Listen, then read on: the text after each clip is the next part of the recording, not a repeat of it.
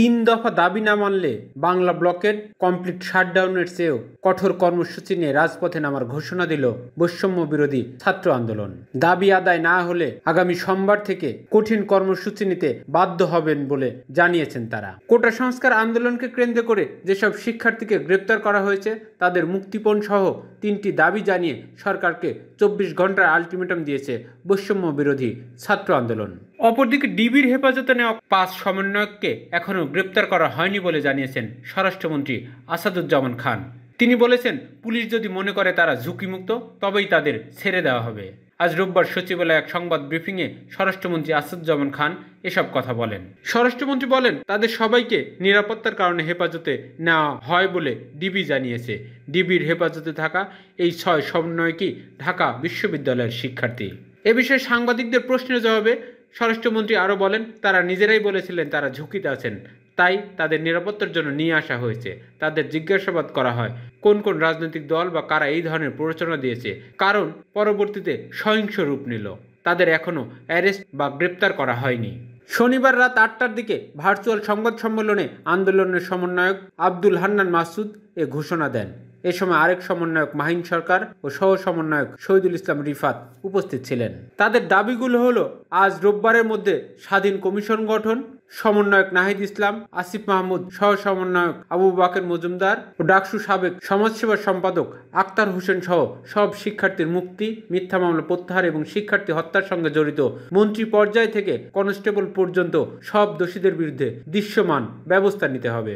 Virtual এই সম্মেলনে সমন্বয়ক আব্দুল হান্নান মাসুদ বলেন, আমরা সারা দেশে বাংলা ব্লকেট কর্মসূচি পালন করেছি, কমপ্লিট শাটডাউন কর্মসূচি দিয়েছি। আমাদের দাবি মেনে না নেওয়া হলে আমরা কঠিন কর্মসূচি দিয়ে রাজপথে নামব।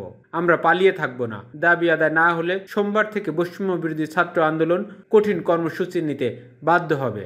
এদিকে শেষ খবর পাওয়া পর্যন্ত কোটা সংস্কার আন্দোলনের অন্যতম সমন্বয়ক নুসরাত তাবাচ্চুম এবং বেসরকারি ব্র্যাক বিশ্ববিদ্যালয়ের সাবেক শিক্ষক আসিফ মাহতাবকে ডিবি হেফাজতে নেওয়া হয়েছে বলে জানিয়েছেন ঢাকা মহানগর পুলিশের গোয়েন্দা বিভাগ। আজ রোববার রাজধানীর মিন্টো রোডের ডিবি কার্যালয়ে এক সংবাদ সম্মেলনে এই তথ্য জানান ঢাকা মহানগর পুলিশের অতিরিক্ত কমিশনার ডিবি মোহাম্মদ হারুনুর রশিদ।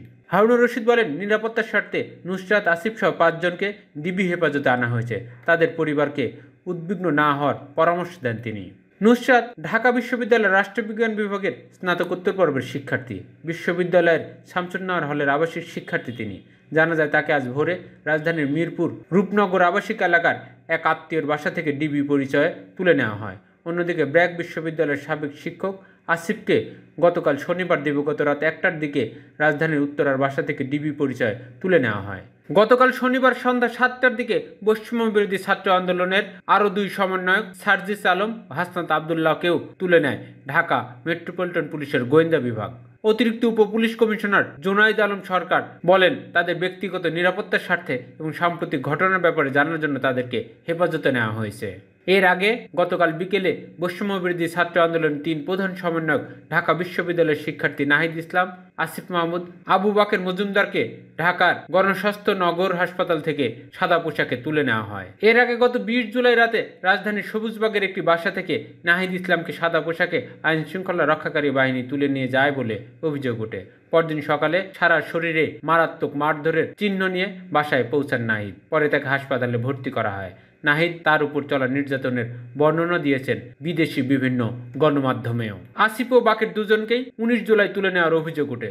ফেসবুকে তারা দুজন লেখেন, তাদের চোখ বেঁধে 24 জুলাই হাতিরঝিল এবং ধানমন্ডি এলাকায় ছেড়ে দেওয়া হয়েছে। তবে কে তাদের তুলে নিয়ে গেছে সে বিষয়ে কিছু উল্লেখ করেননি।